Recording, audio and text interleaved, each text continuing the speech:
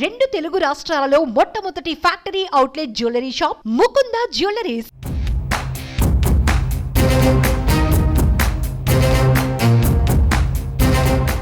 జనసేన అధినేత పవన్ కళ్యాణ్ పోటీ చేసే స్థానం ఖరారైందా? భీమవరం లేదంటే తిరుపతిలో పోటీ చేస్తారని మొదట ప్రచారం జరిగింది. అయితే తర్వాత జరిగిన పరిణామాలతో పిఠాపురం నుంచి పవన్ బరిలోకి దిగుతారని అన్నారు. కానీ కేంద్ర మంత్రి అమిత్ షాతో భేటీ అయిన తర్వాత పవన్ తన పోటీ చేసే స్థానంపై సస్పెన్స్గా మారింది. పవన్ ఎంపీగా పోటీ చేసే అవకాశాలు ఉన్నాయన్న ప్రచారం ఢిల్లీ నుంచి జరుగుతోంది. మరి ఇది ఎంతవరకు నిజం?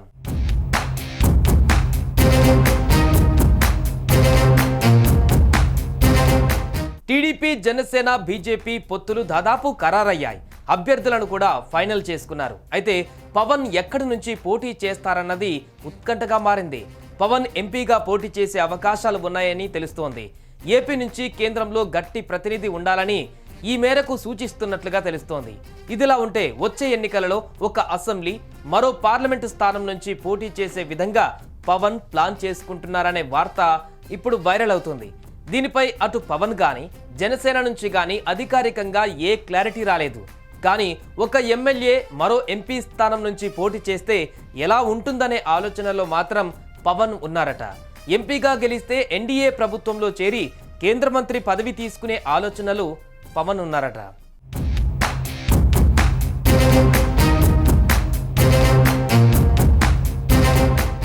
ప్రస్తుతం కేంద్ర ప్రభుత్వంలో ఏపీ నుంచి ఒక్క ప్రతినిధి కూడా లేరు. తెలంగాణకు చెందిన కిషన్ రెడ్డే ఏపీకి కూడా ప్రాతినిధ్యం వహిస్తున్నారని అనుకోవాలి.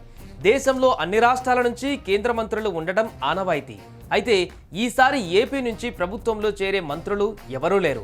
బీజేపీ నాయకత్వం కూడా తమ పార్టీ నేతలకు ఎవరినైనా రాజ్యసభ ఇచ్చి కేంద్ర మంత్రి పదవి ఇవ్వాలన్న ఆలోచన కూడా చేయలేదు. అయితే ఈసారి కేంద్రంలో ఖచ్చితంగా ఏపీ నుంచి కేంద్ర మంత్రి ఉండే అవకాశం ఉన్నట్లుగా తెలుస్తోంది. ఎందుకంటే టీడీపీ, జనసేన, బీజేపీ పొత్తులు దాదాపు ఖరారయ్యాయి. ఈ నేపథ్యంలో ఎన్డీఏ కూటమిగా బరిలోకి దిగుతున్నందున పార్టీలకు మంత్రివర్గంలో ప్రాతినిధ్యం కల్పించాలి. ఈ క్రమంలో పవనే కేంద్ర మంత్రిగా తీసుకుంటే బ్యాలెన్స్ అవుతుందన్న అభిప్రాయంతో ఉన్నారని అంటున్నారు.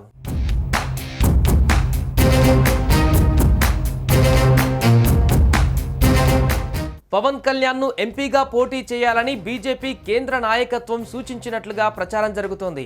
రాష్ట్రం నుంచి కేంద్రంలోనూ బలమైన ప్రతినిధి ఉండాలని కోరుకుంటున్నట్లుగా తెలుస్తోంది. అయితే ఒకేసారి ఎమ్మెల్యేగా, ఎంపీగా పోటీ చేస్తే భిన్నమైన సంకేతాలు వెళతాయని జనసేన నేతలు కూడా అభిప్రాయపడుతున్నారట. ఈ నేపథ్యంలో పవన్ కళ్యాణ్ గత ఎన్నికల మాదిరిగా 2 అసెంబ్లీ సీట్లకే పోటీ చేస్తారా, లేదా ఒక అసెంబ్లీ, మరో చోట నుంచి ఎంపీ అభ్యర్థిగా పోటీ చేస్తారా అనేది తేలాల్సి ఉంది. ఎంపీగా పోటీ చేయడం వల్ల పవన్ ఏపీ రాజకీయాలను పట్టించుకోరని, పూర్తిగా ఢిల్లీకే పరిమితమవుతారని వైసీపీ విమర్శలు చేసే అవకాశం ఉండడంతో దీనిపై పవన్ తర్జనభర్జన పడుతున్నారట. బీజేపీతో పొత్తు విషయమై అధికారికంగా ప్రకటన వెలువడిన తర్వాత దీనిపై పవన్ ప్రకటన చేసే అవకాశం ఉందట.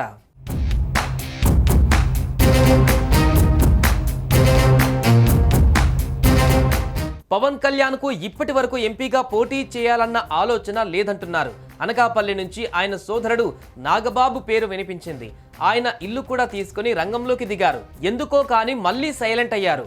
ఇప్పుడు పవన్ అక్కడి నుంచి పోటీ చేసినా ఆశ్చర్యం లేదు. పవన్ కళ్యాణ్ బీజేపీ నేతల సూచనలకు పాటిస్తే ఎంపీగా పోటీ చేసే అవకాశాలు ఉన్నాయని గట్టిగా నమ్ముతున్నారు. పవన్ వచ్చే ఎన్నికల తర్వాత ఖచ్చితంగా గెలుస్తామన్న నమ్మకంతో ఉన్నారు. కానీ అధికారంలో ఎలాంటి పాత్ర పోషించాలన్న దానిపై మాత్రం ఎలాంటి ఆలోచనలు చేయలేదు. రాష్ట్ర ప్రభుత్వంలో డిప్యూటీ సీఎంగా ఉండాలా, సీఎం హోదా ఉండే కేంద్ర మంత్రిగా ఉండాలా అన్నది ఆయన ఛాయిసే అనుకోవచ్చు. 2 ప్రాధాన్యాలు ఇప్పుడు పవన్ ముందున్నాయి.